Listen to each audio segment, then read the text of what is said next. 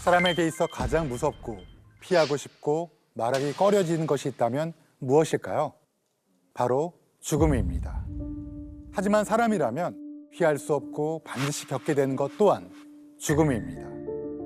여러분이 만약 마지막 순간에 다다른다면 언제, 어디서, 무엇을 하며 누구의 곁에서 삶을 마무리 짓고 싶나요?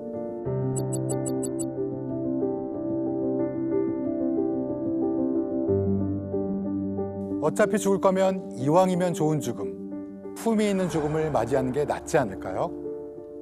그러면 어떤 죽음이 품위 있는 죽음일까요? 이 물음에 대한 해법을 33가지의 죽음 수업을 통해 명쾌하게 풀어줄 오늘의 책을 공개합니다.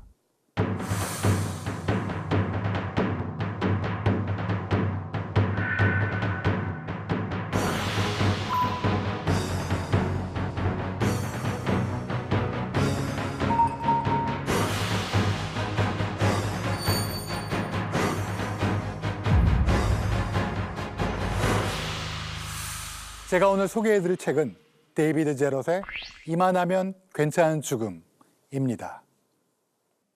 조금은 무거운 이야기지만 오늘은 죽음에 대한 책을 소개시켜드리려 합니다. 이 책을 저술한 데이비드 제럿은 40년간 영국과 캐나다, 인도, 아프리카 등에서 내과 의사이자 노인의학 전문의로 일했는데요. 의료 관리자로서 직간접적으로 여러 죽음을 경험하며 정부와 사회가 그리고 개인이 죽음을 어떻게 바라보고 이해하고 대비해야 할지 오랫동안 고민해 왔다고 합니다. 그 결정체가 바로 오늘 소개시켜드릴 이 책, 이만하면 괜찮은 죽음입니다. 요즘은 모두 100세 시대를 목 놓아 부르짖고 있습니다. 물론 건강하게 오래 사는 것을 모두가 원하는 시대임에도 죽음이라는 것이 엄연히 존재합니다. 그럼에도 불구하고 우리는 죽음을 현실에서는 이야기하지 않고 오히려 영원한 삶을 꿈꾸는데요. 요즘 소설이나 웹툰 그리고 드라마를 즐겨보신다면 느끼셨겠지만 작품들 주제가 대부분 회귀물입니다. 주인공이 죽음을 이기고 다시 현생으로 회귀해서 인생 1회차에서 하지 못했던 일들을 실현하는 그런 이야기들이 인기인데요. 이런 회귀물이 많아지는 이유도 우리는 우리의 삶이 영원히 지속되리라 생각하는 것에서 비롯되는 것 같습니다. 책에서도 이와 비슷한 이야기가 나옵니다. 과거의 사람들은 죽음과 노화를 목격하고 그것을 삶의 일부로 받아들였다. 이제 우리 사회는 노화의 영향에 대한 지식이 거의 없고 집단적으로 노화를 부인하는 상태다. 사람의 수명이 150세에 이를 때가 올 거라고 예상한 미래학자들의 말은 틀렸다. 그런 일은 결코 일어나지 않을 것이다. 우리는 모두 죽을 것이다. 피와 살로 이루어진 우리에게는 반드시 끝은 있기 마련입니다. 여러분은 언제 죽음을 처음으로 인식하셨나요? 저 개인적으로는 초등학교 2학년 때 할머니의 죽음을 옆에서 지켜보면서 인식하게 되었습니다. 가족들이 얼마나 슬퍼했는지 사실 기억은 나지 않지만 방 안에 무거웠던 공기의 흐름은 아직까지 또렷이 기억합니다. 여러분은 어떤 죽음을 원하고 계신가요? 의사의 도움을 받아 사망하는 의사 조력 사망, 침실에 누워 잠이 들었는데 영원히 깨지 않는 죽음, 가장 많이 부검하는 죽음 중에 하나 돌연사입니다. 우리들 대부분은 좋은 죽음, 해피엔딩으로 끝나길 바랍니다. 좋은 죽음을 막기 위해 어떻게 해야 할까요? 저자는 생전 진술서와 생전 유언장을 쓰실 것을 추천합니다. 어떤 치료를 받을지, 어디서 죽고 싶은지를 원하시면 자세히 기록하시기를 바랍니다. 우리는 죽음을 이야기하는 것을 금기시하고 회피하려고 합니다. 그런데 마지막에 대해 이야기해보는 것은 우리의 엔딩을 품격 있게 만들 수 있습니다.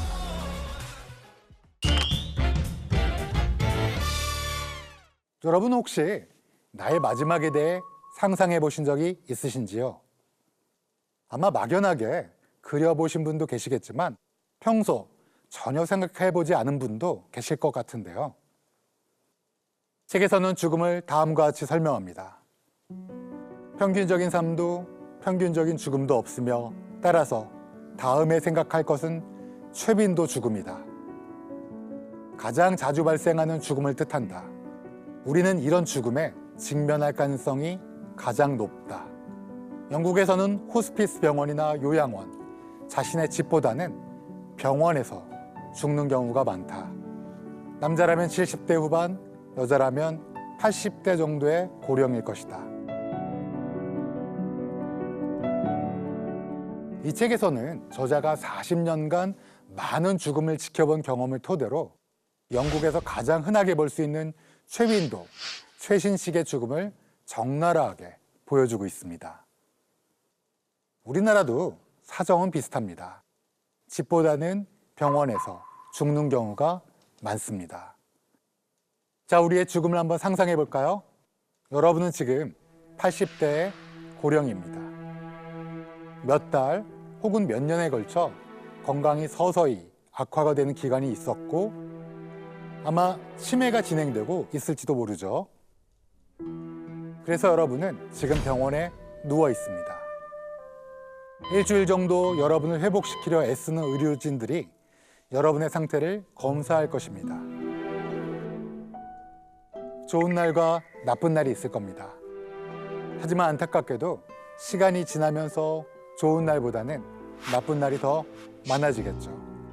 의사는 여러분의 가족들과 이야기를 하고 노인 환자에게 대부분의 의학적 치료는 미봉책이라고 설명할 것입니다. 거의 소용이 없다는 뜻이겠죠. 미봉책마저도 불가능해지는 상황이 되면 모두가 그 불가피한 현실을 받아들일 준비를 해야 합니다. 조만간 여러분에게 죽음이 닥칠 겁니다. 여러분은 죽음이 닥쳐왔을 때 어떤 치료법을 원하는지에 대한 논의를 한 적이 없습니다. 대신 가족들이 서로 상의해 의료진에게 알려주겠죠. 이때쯤 여러분은 나른한 상태로 몸을 움직이지 못할 겁니다. 고통에 얼굴을 찡그리면 해열 진통제와 액상 경구 몰핀이 투여될 것입니다. 책에는 이 다음 상황에 대해 이렇게 적혀 있습니다. 이제 당신은 낮 시간을 대부분 잠든 채로 보낼 것이다. 입으로는 아무것도 받아들일 수 없고 통증 완화제가 작은 펌프에서부터 피부 밑으로 천천히 주입될 것이다. 아마 폐렴이 생기고 숨쉬기 어려워질 것이다.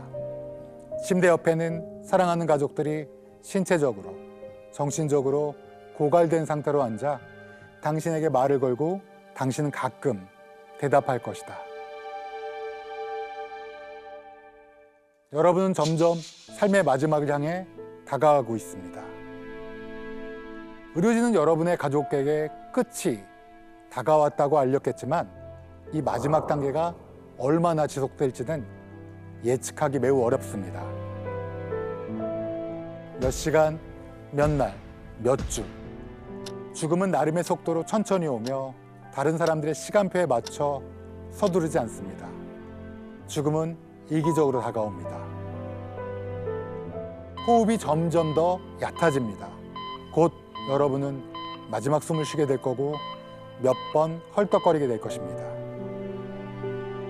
심장은 여러분이 육주된 배아였을 때 뛰기 시작한 이래 처음으로 멈춥니다. 입에서 토사물, 즉 거품이 일고 피가 섞여 분홍빛을 띠는 폐부종 가래가 나오고 항문에서 설사가 약간 새어나오며 소리가 들릴 수 있습니다. 이것이 여러분 삶의 끝입니다. 여러분이 이른 아침에 세상을 떠났다면 1시간쯤 지난 뒤 수련이가 할 일이 잔뜩 적힌 목록을 들고 들어올 겁니다.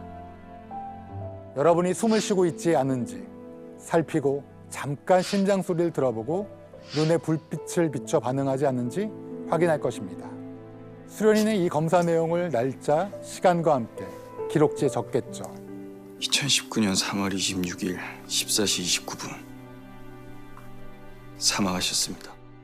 여러분은 이제 공식적으로 죽은 겁니다. 간호사가 당신의 몸을 정돈해 줄 것이다. 건장한 병원 운반 담당자 2명이 당신을 긴 강철 손수레에 담고 용도가 너무 빤한 시트로 당신을 덮어 가린 다음 수레를 밀고 영안실로 갈 것이며 그날 사망한 다른 이들과 함께 냉동고로 옮겨지는데 이렇게 진행되는 것이 최빈도 죽음이다. 내가 가장 빈번하게 접한 죽음이다. 저자가 가장 자주 접했던 죽음이라 소개하고 있습니다. 비록 이 죽음 이야기는 영국식 최빈도 죽음이지만 아마 우리들 대부분도 이와 비슷한 죽음을 맞이할 거라고 생각됩니다. 조금 생각이 복잡해지실 것 같은데요. 그렇다면 여러분은 어떤 죽음을 원하고 계신가요? 책을 보면 죽음을 좋은 죽음과 나쁜 죽음으로 이야기하고 있는데요. 우리들 대부분은 좋은 죽음, 즉 우리의 인생이 해피엔딩으로 끝나길 바랍니다. 해피엔딩인 죽음 한번 생각해 볼까요? 아마도 100세 가까운 나이에 온 가족과 함께 즐겁게 보내고 며칠이 지난 어느 따사로운 봄날이 좋겠네요. 으슬으슬 조금 기침이 나고 피곤해서 침실에 누워 잠이 들었는데 스르르 평온하게 영원히 깨지 않는 죽음. 이상적이고 좋은 죽음인데요. 안타깝지만 실제 이런 일은 좀처럼 일어나기는 어렵습니다. 이 책에서는 좋은 죽음이 어떤 것인지에 대한 몇몇 사례를 들고 있는데요. 여러분 혹시 이 노래 아시는지요? I'm dreaming of a white Christmas. 죄송합니다. 제가 좋은 노래를 망쳤네요. 아마 크리스마스 날에 이 노래 한 번쯤은 들어보셨을 것 같습니다. 화이트 크리스마스를 더 따뜻하고 부드럽게 만든 이 목소리의 주인공은 바로 가수 빙 크로스비인데요. 이분은 70대의 나이에 지인들과 골프를 치다가 매우 흡족해하며 좋은 골프 게임이었어 친구들, 가서 콜라나 마시자고 라고 하면서 클럽하우스에 가고 있었는데 클럽하우스 들어가기 불과 몇 미터를 앞두고 그만 쓰러져 사망하였다고 합니다. 마지막에 한 것이 즐거운 게임이라니 저자가 좋은 죽음이라고 제시할 만하다고 생각합니다. 그런데 사실 좋은 죽음을 정의하기는 어렵습니다.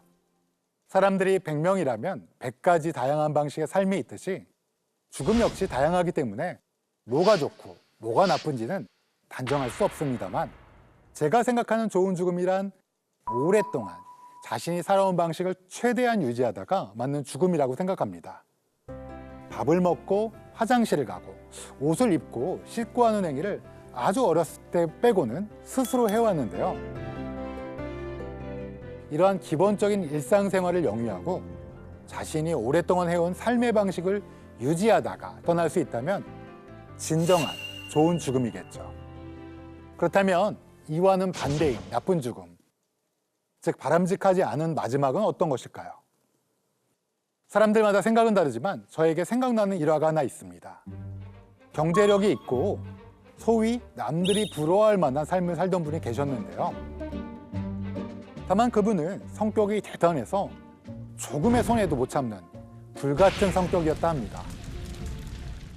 어느 날 그분이 사업과 관련된 계약에서 본인에게 부당하다고 생각되는 일을 당했는데요. 결국 법적 소송이 들어갔고 상대방과 분위기는 점점 험악해져 갔다고 합니다. 이번 일이 금전적으로 손해를 보지만 그분의 경제적 상황을 고려해보면 아주 큰 문제는 아니었다고 합니다. 그런데 이분은 그 부당함에 잠을 이루지 못하고 법적 판단이 최종 나온 후에는 그 화를 참지 못해 스스로 자신의 생을 마감했습니다. 그분의 신체를 검사하였을 때 건강하고 앞으로도 많은 인생이 남아있는 분이었는데요. 자신이 사랑하는 사람들에게 아련한 사랑과 안타까움보다는 분노와 화를 내는 모습만을 남기고 가셨다는 점에서 바람직하지 않은 죽음의 예가 아닐까 저는 오랫동안 생각했습니다. 좋은 죽음이든 나쁜 죽음이든 죽는 것은 어쩔 수 없는 인간의 숙명입니다. 그렇다면 우리는 왜 태어나면 죽어야만 하는 운명을 지닌 걸까요? 나이 드는 것은 인간이 겪는 거의 모든 질병 중에서 가장 큰 위험인자다. 대다수 질병의 발병률은 나이와 함께 대개는 기하급수적으로 증가한다. 어린 시절 이후 7년마다 우리의 사망 확률은 2배씩 증가한다. 우리가 70대나 80대 이를 때쯤이면 죽음이 우리 바로 곁에 있다. 이 책에서는 과학적인 설명으로 우리는 왜 죽을 수밖에 없는지 설명합니다. 혹시 헤이플릭 분열 한계라는 용어를 들어보신 적이 있으신지요? 우리가 가지고 있는 세포는 약 50여 차례 분열된 뒤에 세포는 더 이상 분열하지 못하고 사멸하게 됩니다. 이를 발견한 과학자 레너드 헤이플릭의 이름을 기념하여 헤이플릭 분열 한계라고 합니다. 지금 시청자분들의 나이가 아마도 다양하겠지만 여러분이 중장년이시라면 지금쯤 세포 분열이 정해진 운명의 반 이상은 진행되었을 가능성이 높습니다. 물론 무한히 분열하는 세포가 있습니다. 우리에게 뜻하지 않은 죽음을 만나게 하는 무서운 세포입니다. 우리는 이것을 암세포라고 부르는데요. 아주 유명한 암세포는 자궁경부암으로 사망한 여성인 헬레타 렉스의 이름을 따서 지은 헬라세포가 있습니다. 하지만 한 생명을 앗아간 이 세포는 아이러니하게도 후에 생물학 연구의 표준으로 사용되어 왔으며 소아마비 백신, 항암 치료제, 에이즈 치료제 개발은 물론 파킨슨병 연구와 시험관학이 탄생 등 의학 발전에 활발히 이용되어 왔습니다. 이 한계에 영향을 미쳐 조금이라도 수명을 연장할 수 있다고 알려진 것은 소식, 적게 먹는 것뿐입니다. 따라서 불멸은 오롯이 암세포의 전유물이라고 보셔도 됩니다. 왜 우리의 세포는 한계가 있을까요? 이것은 태어날 때부터 정해진 운명입니다. 우리가 부모님께 받은 염색체 끝에는 짧은 반복 서열로 존재하는 말산소체, 텔로미어라고 부르는 부분이 있습니다. 이 텔로미어는 염색체가 짧아지는 현상을 완충하지만 세포 분열이 계속되면서 점차 짧아지게 되는데요. 이 텔로미어가 모두 소실되면 세포의 분열 능력을 잃게 되고 더 분열하지 못하면 싱그럽고 젊었던 세포가 노화가 되면서 사멸의 길로 들어서게 됩니다. 이 텔로미어를 길게 해주는 기능을 가진 효소가 있는데요. 말단소체 복원 효소, 이를 텔로머레이즈라고 부릅니다. 이 효소는 배아와 줄기세포 속에서 왕성히 활동하고 당연히 암세포에서도 엄청 열심히 활동하죠. 그렇다면 텔로머레이즈를 몸에 많이 지니면 불사신이 될 것이다 라는 그럴듯한 가설을 세울 수 있을 것 같습니다. 정말 텔로머레이즈가 많으면 우리는 불멸의 몸이 될까요? 책에서는 다음과 같이 이야기합니다. 말단소체와 말단소체 복원 요소가 어떻게 작용해야 우리의 기대 수명을 확장할 수 있는 정도가 되는지 우리는 눈꼽만큼도 알 수가 없다. 영원히 사는 것은 말단소체 유전자를 바꾸는 것처럼 쉬운 문제가 아니다. 유전자가 굉장히 복잡한 방식으로 상호작용하듯이 생명활동도 그렇게 단순하지가 않다.